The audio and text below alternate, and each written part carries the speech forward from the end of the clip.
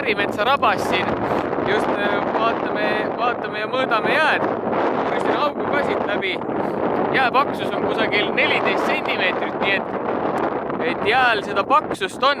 Jää on siuke natukene konarlik, aga samas see nagu väga ei sega. Et kui sõita, siis on siiski väga mõnus.